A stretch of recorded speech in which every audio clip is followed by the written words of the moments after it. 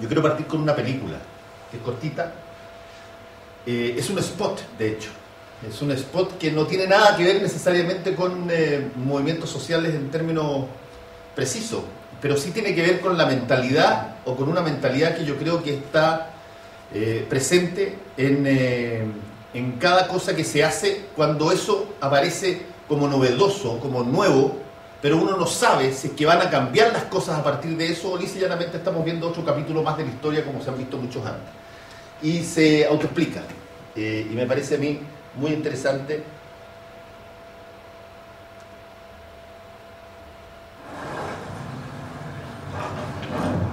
No sé si se podrían bajar las luces. Los que lo han visto.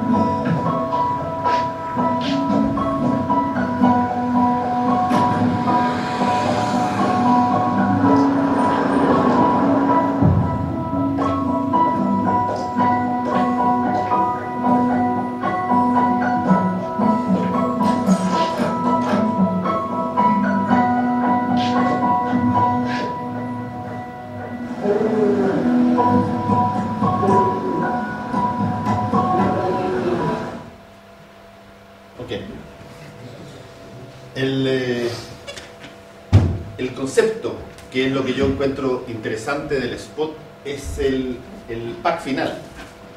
Cuando las cosas, hay ciertas cosas que cuando ya se sienten, bueno, demasiado tarde. El caso típico es cuando uno, qué sé yo, va en automóvil a una intersección, anda distraído y pasa con luz roja y se da cuenta en la mitad del cruce. O sea, hay ciertas cosas que ya lisa y llanamente estás a merced del azar. Así que eventualmente viene un auto cruzando en la dirección perpendicular, lisa y llanamente estás muerto.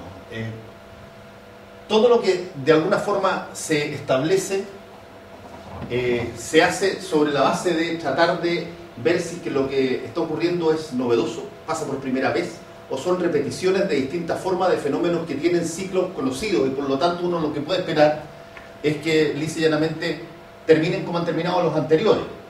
Pueden haber distintas caras, pueden haber distintos líderes, pueden abarcar distintos países, pero siempre está presente esta probabilidad, esta pregunta de, bueno, ¿no será esta la vez en que cambian las cosas? ¿No será esta la vez en que se produce el clic para que las cosas no sean como siempre han sido? Para eso hay tres cosas que conspiran, a mi modo de ver, y que son muy importantes. Una es el proceso de lo que se está viendo. Los procesos en general, yo lo digo ahí que son invisibles, que es una metáfora un poco extrema, porque todos los organismos que registran y difunden procesos no están educados para registrar ni difundir procesos. Básicamente el más conocido de todos se llaman medios de comunicación.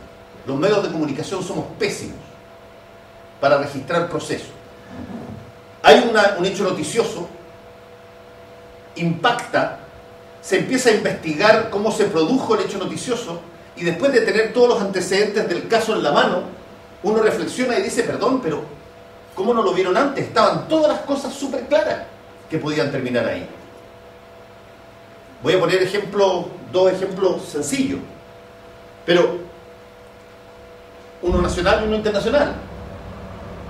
Cuando se produce el huracán Katrina y arrasa con buena parte de Nueva Orleans, queda la crema en Estados Unidos y en todo el mundo, etcétera, hasta que posteriormente se hace el trabajo que hacemos los periodistas, que somos un poco como, no sé, los abogados penalistas o los fiscales, salvo que sean los cómplices del asalto, llegan después del asalto. Y por lo tanto tienen que reconstruir desde lo que pasó al final para atrás. Y empiezan a averiguar, a ver este huracán, etcétera, acá, allá, y empiezan a encontrar informes, investigaciones que hablaban de que estaban deterioradas los diques, que si no se metía plata en esto podía venir un huracán de factor 4 o a lo más 5 y arrasar con todo. se ve cómo se desviaron las platas que estaban destinadas en un año para justamente reforzar los diques para la guerra de Irak, y empiezan a ver, además, una cantidad de personas que habían dejado registrada la queja. Oye, viene la temporada de huracanes, no estamos poniendo las platas donde dijimos que se iban a poner. Por lo tanto, una vez que ocurre el evento, tú miras para atrás todo el proceso del evento y encuentras que es absolutamente lógico que se haya producido el evento. Encuentras hasta razonable que eso hubiese ocurrido. El proceso es invisible. Aquí en Chile tuvimos un caso realmente dramático al respecto. Esta persona empezó a aparecer por partes en distintos lugares de Santiago. Un brazo aquí, un brazo allá. De pronto aparece un tronco. Una persona descuartizada, y empiezan a haber todo tipo de elucubraciones sobre quién era. Se descubre que había sido borrado un tatuaje que tenía, y por lo tanto que el tatuaje había sido borrado con una precisión pero casi quirúrgica, y se empieza a especular la posibilidad de que en realidad esto sea un crimen de alto vuelo hecho por médicos pero espectaculares, hasta que se encuentra las manos, dan las huellas digitales y el resto del cuerpo, y se descubre que en realidad era una persona, Hans Pozo, que tenía características absolutamente identificables. Una persona abandonada por sus padres, una persona que vivía en donde cayera la noche, que había pasado por cuántos centros de servicio del menor existían, quedando registrados sus datos, quedando registrado quién era, lo que hacía. Había estado 3 o 4 veces preso porque para alimentarse vendía en microtráfico. Era consumidor de pasta base ocasional, se encontraba con los policías que lo detenían, o incluso, después se sabe, lo dejaban alojar en la comisaría. Y sin embargo, durante todo el proceso de intentar identificar quién era esta persona que estaba por partes alrededor de Santiago, nadie preguntó: ¿alguien ha visto a Jancito? Estos son personajes que son invisibles, como los niños de Espinia, que es una prostitución adolescente, que uno se entera, necesita de un caso para que se entere que está. Pero una vez que está el caso, una vez que la noticia estalla y uno investiga para atrás, empieza a ver en todos lados, obvio, lógico. Entonces, uno de los problemas que tienen las cosas que vamos a ver en adelante es que son muy difíciles de detectar cuando están pasando, porque forman parte de la textura habitual. Tiene que ocurrir algo, una noticia, un incidente que te haga alertar de que eso está relacionado con lo que tú habías visto todos los días. Por lo tanto, los episodios, cuando ocurren, se juzgan como se resolvieron y ocurrieron en el pasado. Eso es muy típico. En la negociación que se ha estado llevando, por ejemplo, en el caso chileno del movimiento social, todos sabemos que hay una suerte de total y absoluta distinta disposición entre el movimiento estudiantil y el gobierno respecto de los timings. El gobierno tiene todos los incentivos para decir y pensar: este es un movimiento más como nació en el pasado.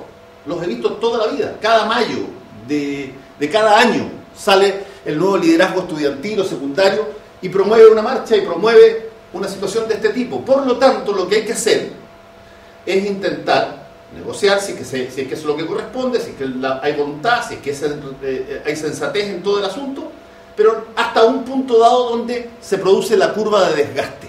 Porque siempre se ha producido la curva de desgaste. Donde se produce la curva de desgaste, ya no se pueden sostener las tomas, no se pueden sostener las movilizaciones en las mismas masividades, y por lo tanto se empieza a producir la declinación del movimiento, y ese es el momento al que hay que tratar de llegar con la mínima cantidad de cosas ofrecidas posibles. Porque cuando empieza el nivel del desgaste, ahí tú puedes negociar de mejor manera lo mínimo que se puede dar. Y así está el movimiento hasta ahora. ¿Por qué? Porque se percibe que es una cosa común y corriente, igual que muchos de los que se vio antes. Y por lo tanto, si es que el movimiento no fuera así, cosa que no sabemos todavía, si no fuera así, si lo que estuviéramos viendo es algo que se da por primera vez y eventualmente puede tener cambios que afecten la historia para adelante, lo más probable es que nos enfrentemos con lo que ocurra como si fuera súbito, sin que uno tenga claro que esto podría haber pasado. Va a ser un golpe. Y yo pongo siempre el ejemplo de un ejemplo que pone un matemático norteamericano que se llama Nissan Taleb, y que él dice: el pavo de Navidad, en Estados Unidos es una metáfora con el pavo de Navidad. Nunca jamás podría suponer que esa persona que todas las mañanas ha venido a alimentarlo granito tras granito, durante 6 meses va a haber un día en que entre con un cuchillo para cortarle el pescuezo. Porque todo lo que ha visto, la experiencia ha sido de que después, cada vez que entra el hombre es para alimentarlo. Bueno, un día en Navidad entra para hacer exactamente lo contrario, y no hay capacidad de suponer que eso puede darse. La previsión no cabe. Y los movimientos sociales a veces son, en ese sentido, difíciles de predecir, porque se han visto muchos, pero no se sabe cuál puede ser el que genere la novedad. Eso es Chile. Eso es la primavera árabe en Túnez, Egipto, bueno, Siria, hoy día está lanzado, Libia. Eso es en Grecia, España, Estados Unidos, Inglaterra. Una de las cosas extraordinarias que tienen las marchas es que proveen un escenario donde tú tienes una percepción, adquieres muy rápido una percepción de tu volumen, de tu capacidad de estar en lo correcto junto con mucha gente. Tú ves 5.000 personas en algo que se ha convocado por la cosa más importante del mundo, y solamente ves 5 o 6.000 personas, y lícitamente en una de esas no estás en condiciones de salir y hacer un montón de cosas de nuevo. Los movimientos que funcionan a través de focos muy pequeñitos tienen otra lógica. Son focos que tienen un autoiluminismo brutal. Me acuerdo cuando el MIR en la Universidad de Concepción perdía las elecciones una tras otra en los años 60 y tanto, y sacaban el 2-3% de la votación, sacaban un lienzo enorme que decía: aquí está el 3% más iluminado de la universidad. Pero eso es lógica de foco. Pero cuando tú estás en una lógica masiva, los números importan. Y a ti te gusta verte. Y mientras más grande te veas, más seguro te sientes. Más estás dispuesto a seguir avanzando. Pero además, fíjate tú, el estudiante chileno, ahí se ve la Camila de espalda con un montón de cabros, ¿no? Pero imagínense al cabro común y corriente, al que está aquí, que llega a su casa en la noche. Acaba de verse en una manifestación gigantesca, extraordinaria, en términos de volumen. Llega a las 9 de la noche a la televisión de su casa, prende la tele y le muestran esto. Ven lo mismo que acaba de pasar a él, pero lo ve amplificado globalmente. ¿Cómo no va a sentirse que las cosas están esta vez para cambiar? ¿Cómo no va a tener una especie como de inyección vitamínica como para decir: perdónenme, esto no es un problema exclusivamente mío, este es un problema global, estamos todos en lo mismo? Y de alguna forma tienen toda la razón. Hay un sitio web que es bien interesante, que se llama worldatprotest.com. El worldatprotest.com lo podemos ver quizás después cuando terminemos. Es un sitio web que creó un matemático norteamericano con un algoritmo especial que detalla las protestas en el mundo online. Online, ahora. A través de lo que han estado informando una batería de como 200 medios de comunicación diarios, básicamente alrededor del mundo. Y tú los puedes ver, y lo que tiene extraordinario el World at Protest es que tiene un timeline abajo. Entonces tú puedes correr el timeline y vas viendo los momentos en que dinámicamente esto aumenta, disminuye en un lugar, aumenta de nuevo, y podría hacer una serie de exposiciones bastante interesantes. Pero el hecho es que los movimientos sociales se empezaron a mapear y tienen la particularidad de abarcar países que uno no podría haber supuesto que se dieran movimientos sociales de la intensidad que se han dado por las razones que se dieron. Las razones no fueron las clásicas de opresión, las clásicas de esclavismo, no, tienen que ver con razones muy comunes. Entonces, visto esto, ¿qué es lo que tienen en común? Todos estos movimientos en lo general, después vamos a ir a lo particular. Y yo creo que lo que tienen en común, en primer lugar, y lo expresaron muy bien los gringos del Occupy, es que se sienten parte de una mayoría abusada. Estas personas, todas de una u otra manera, sienten que el precio que tienen que pagar por los crecimientos en los sistemas económicos globalizados, el precio es que te afilen. Tú eres el precio. Se da una situación bastante curiosa y paradójica. No he encontrado ni un solo economista, no hay probablemente, que hoy día establezca que los gobiernos, los estados, tienen que lograr controlar sus déficits. El control del déficit está en la boca de todos los discursos. Y tienen toda razón. Se arranca, si tú empiezas a gastar más de lo que te entra, se te desarma todo. Pero si tú lo llevas a nivel de ciudadano individual, todo el sistema opera al revés. Opera para que tú tengas déficits. Opera para incentivar que tú generes deudas que no puedas pagar o que estén fuera de tus proporciones. Lo que tú le pides a la institucionalidad del Estado no es lo que le estás pidiendo al individuo. El empresario, el presidente, el periodista mira a Grecia y dice, pero es que estos gallos gastaron como enfermos lo que no tenían. ¿Cuáles son las recomendaciones del Banco Mundial? Ajusta el déficit, reduce tus gastos. Y sin embargo, ¿qué es lo que ocurre al día siguiente? Y simultáneamente, en ese mismo lugar, tienes una marejada de incentivos para que las personas individualmente se endeuden más, compren la 7ª camisa, cambien el auto del año, les pasan tarjetas de crédito prácticamente a cero costo para que después se endeuden.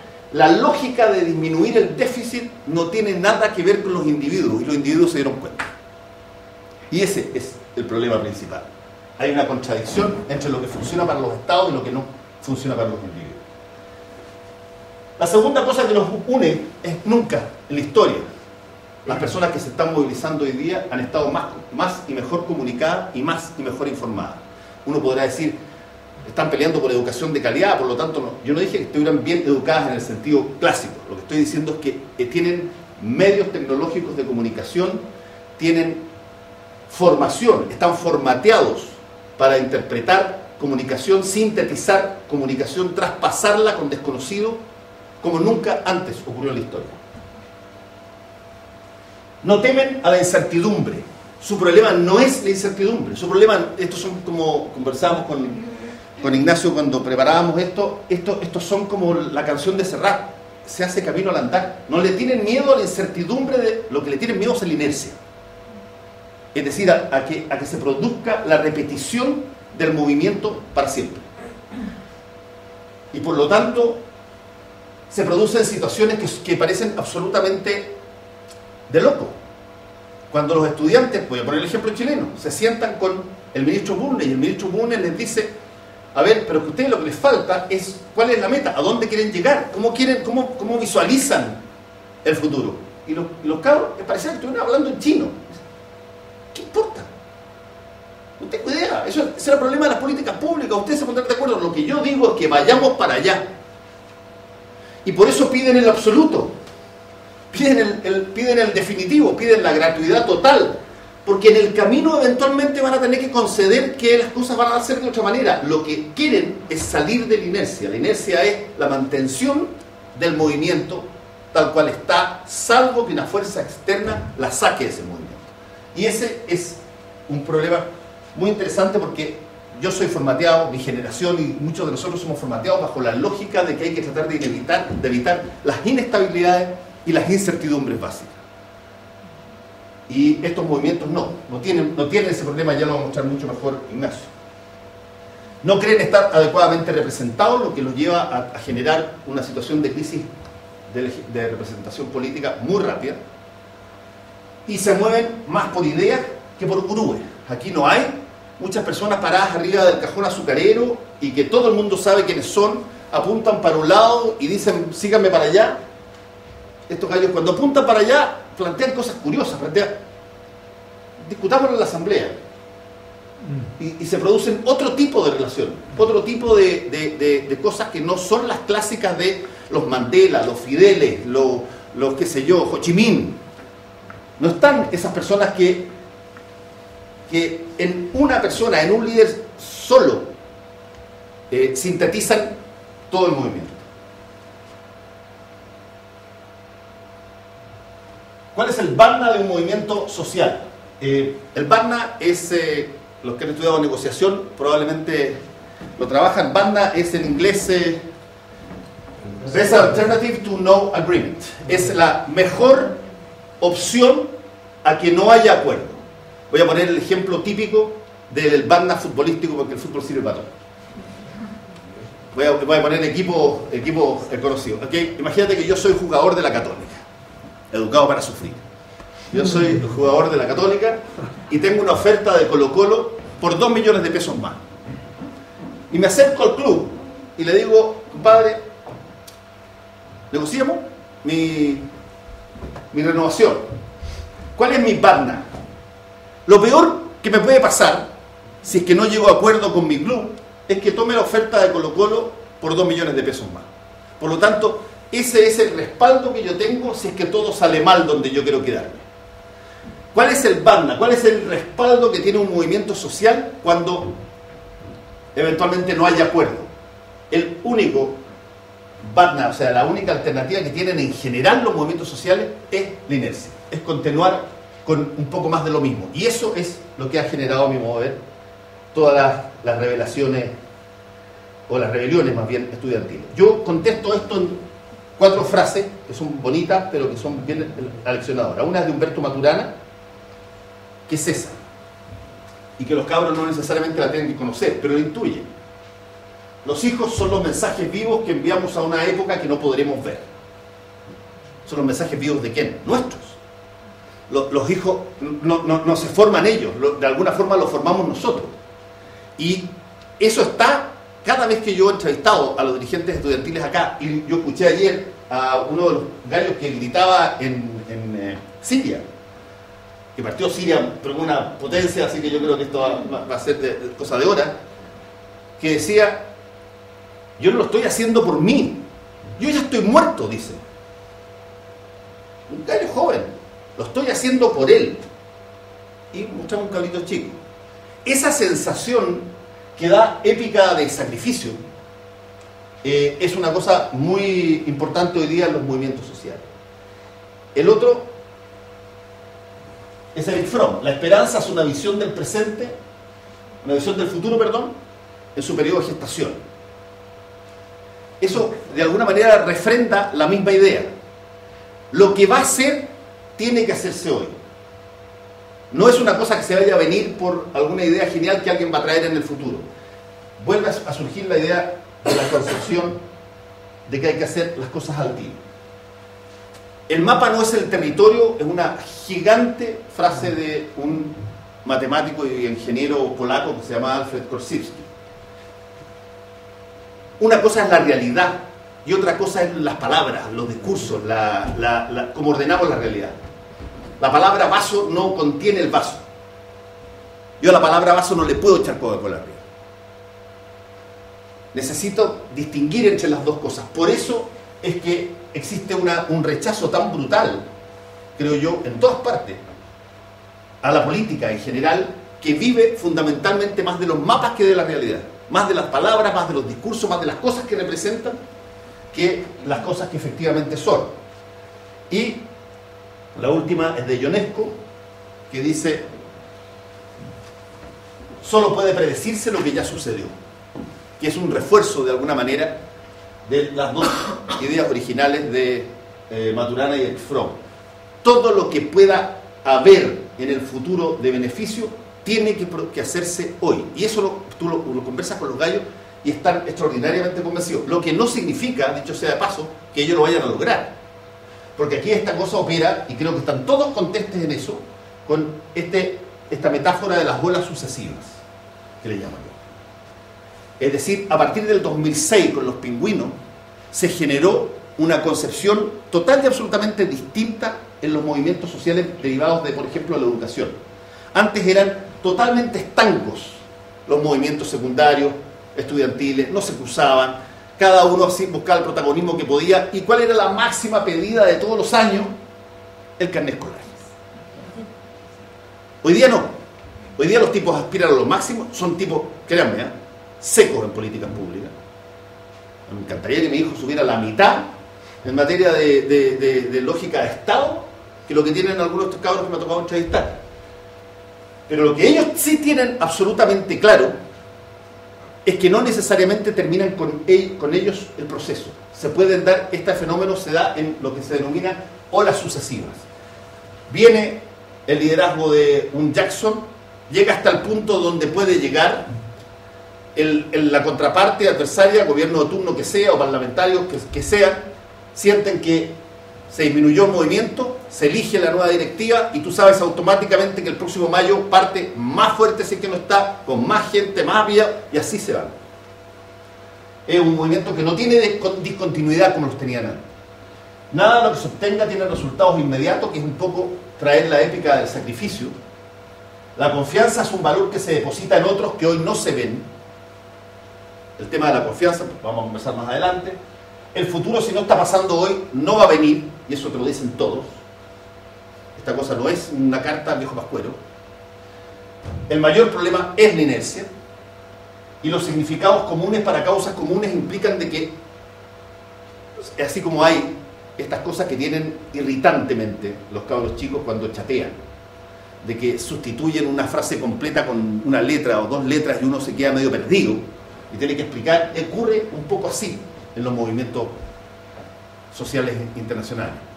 Los significados que tienen las personas que se manifiestan son comunes, hacen cosas que normalmente no se hacían, bailan, se besan, hacen maratones de baile, entienden la relación mejor que nadie entre, lo vamos a ver ahora con Ignacio, entre los juegos que ellos hacen y la realidad que ellos fabrican.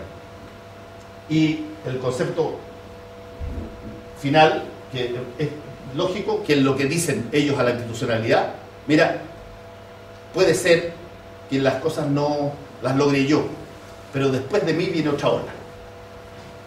No hay ni una forma de parar o evitar eso. Y eso es un fenómeno nuevo, porque antes estaban total y absolutamente separados.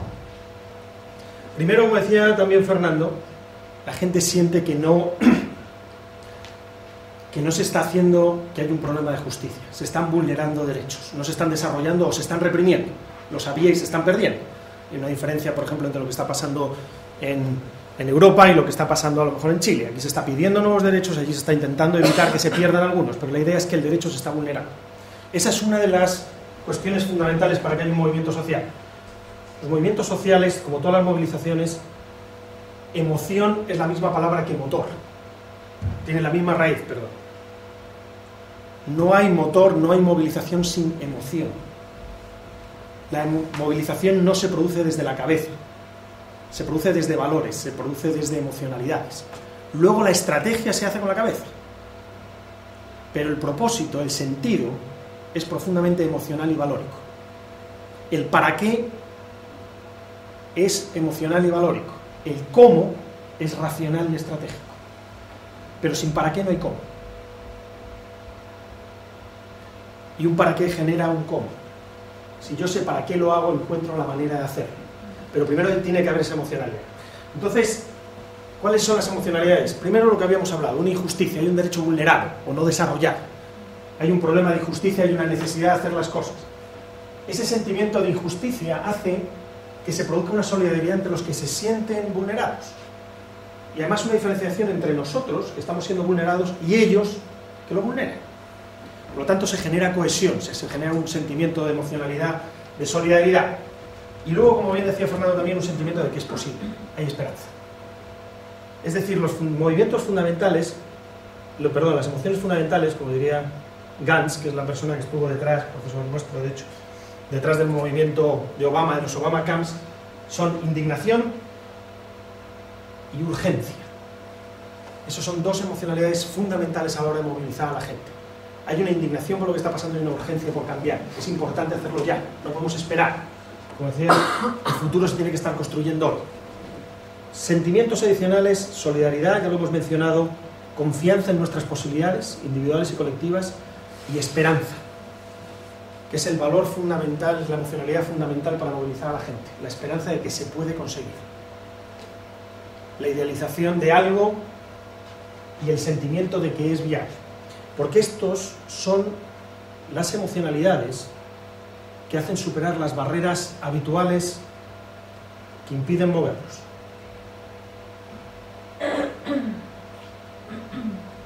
La apatía, la indiferencia, la indignación combate la apatía. Uno puede estar pensando que todo está bien, que es normal, incluso una actitud ciertamente cínica, siempre ha sido así, hasta que algo le saca de ese estado, algo que le indigna, ¿vale? O sea, no es lo mismo ver a un mendigo en la calle todos los días, que uno lo ve con una cierta apatía, no pasa nada, que pasar por delante de un mendigo al que 3 personas lo están pateando. Nos cambia nuestra visión. Ese estado de invisibilidad del que hablaba, esa transparencia del mundo, esto es normal, esto es así, siempre ha sido así, ¿por qué va a ser distinto? De repente algo surge que dice, bueno, a lo mejor no es tan así, a lo mejor no es tan normal. Por ejemplo, ayer había una noticia en España de una mujer de 75 años con un hijo con una incapacidad absoluta de 55 años que los acaban de echar del piso porque no pueden pagar la hipoteca. Los acaban de desahuciar y están en la calle, ¿vale? El mismo banco que por el otro lado el Estado les está dando una millonada para que no se vayan a la quiebra.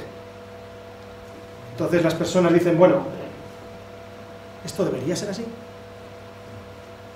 Y ahí empiezan a surgir dudas, empieza a surgir indignación, y el nombre de indignados no es casual, ¿vale? Lo que es llamativo es que se lo hayan puesto una persona de 82 años. Pero bueno, ¿cuál es otra de las barreras típicas? La inercia. Tiene mucho que ver con la apatía. La apatía es la indiferencia, la inercia es la rutina, estoy en lo mío, estoy haciendo mis temas, estoy preocupado por ir a trabajar, el resto de las cuestiones ahora mismo no me preocupan, hay una inercia en la forma de vivir, y cuando se genera ese sentimiento de urgencia, de no lo dejes, toca, es ahora, no podemos esperar más, es cuando se combate esa inercia habitual en la que solemos caer los seres humanos. El aislamiento. Total, ¿yo qué voy a cambiar? Total, yo no puedo hacer nada. Yo no soy quién, yo no tengo poder. Los poderes fácticos, el gobierno, toda esa gente sí puede, pero yo no puedo. Solo. Por eso la solidaridad, ese sentimiento que hablaba Fernando, cuando estás en la plaza y ves a 20.000 personas que están contigo y que piensan lo mismo que tú, de repente este sentimiento de aislamiento, de estar solo, de impotencia, se ve superado. Confianza en la inseguridad. La inseguridad en mis propias capacidades. La inseguridad, el miedo a salir de lo conocido. Cuando uno ha tenido éxitos antes, tiene mucha más confianza para atreverse a ir un paso más allá, para ir a esa zona de incertidumbre que a lo mejor antes no ha vivido, pero dices, bueno, ya lo hice una vez, ¿ya? Una vez ya cambié de pega, me fui a otra, me salió bien, ¿por qué esta otra vez no lo voy a hacer? Tengo confianza. ¿Vale? Entonces, esa confianza, esos éxitos que vas adquiriendo, esas pequeñas olas, que van consiguiendo pequeños resultados, van generando una sensación de confianza en nuestras posibilidades. Porque hay que tener mucha confianza para ir al presidente y decirle, mira, si no lo hago yo, el año que viene vendrá otro. Hay una postura de confianza en el movimiento, en los éxitos, en cómo las olas vienen cada vez más seguidas. Y por último, la esperanza fundamental, porque la esperanza lo que combate es la barrera fundamental, que es el miedo. El miedo. El miedo a la incertidumbre, el miedo a qué puede pasar conmigo, si salgo ahí a la calle, me van a apalear, no me van a apalear. El miedo es la mayor barrera. Entonces, todos los movimientos sociales tratan de promover unas emocionalidades que en el fondo lo que hacen es sacarnos de estado de equilibrio. Porque todas estas emocionalidades nos llevan a estados de equilibrio, a mantener el status quo, a quedarnos en lo que hay.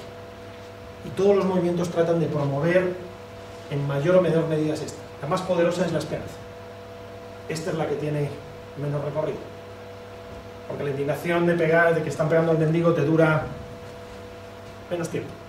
Probablemente cuando dejas de verlo o la noticia de estas personas desahuciadas, dentro de una semana probablemente casi nadie se acuerde. Pero estas otras emocionalidades son mucho más sostenibles. Pero todas hacen falta para desarrollar un movimiento.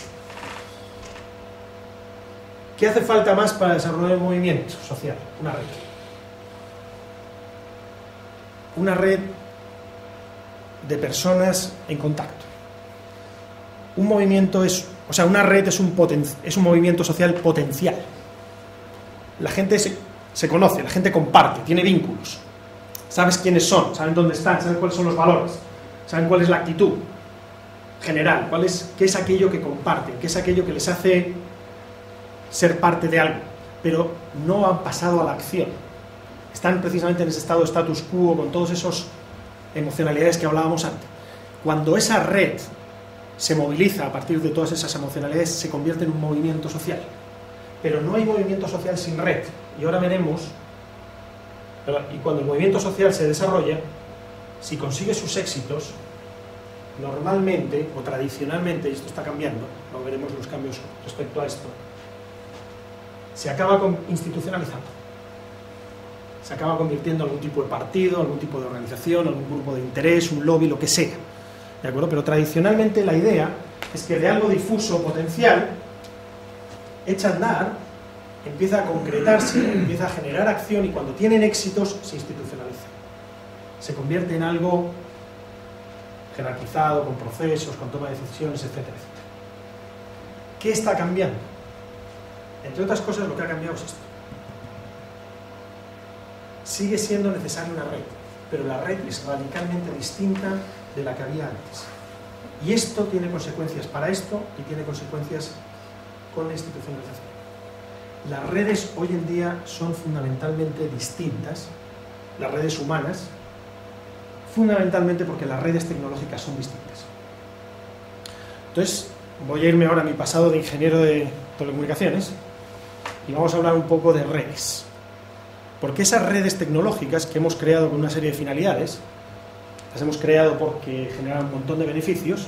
De hecho, Internet se desarrolla por la Guerra Fría. Todos los nodos de comunicaciones, ahora los veremos, antes estaban centralizados. Entonces, si caía una bomba en ese nodo, se quedaba el país sin red. Por lo tanto, el ARPANET se desarrolla para que no puedan bombardear un sitio y que se venga todo abajo, sino que la red se autorreconfigure. Ese es el sentido que había detrás de Internet. Y eso es un principio radicalmente distinto de inteligencia distribuida que hace que esa red sea mucho más eficiente cuando el sistema es muy complejo y hace que se vaya institucionalizando en las empresas, las empresas de telecomunicaciones las empiezan a usar, pero esa forma de esa red genera unas nuevas posibilidades que las redes anteriores no tenían. Entonces la sociedad que genera la red se ve cambiada por la red que ha generado. Y estoy hablando de tecnología. ¿Cómo? De la siguiente manera.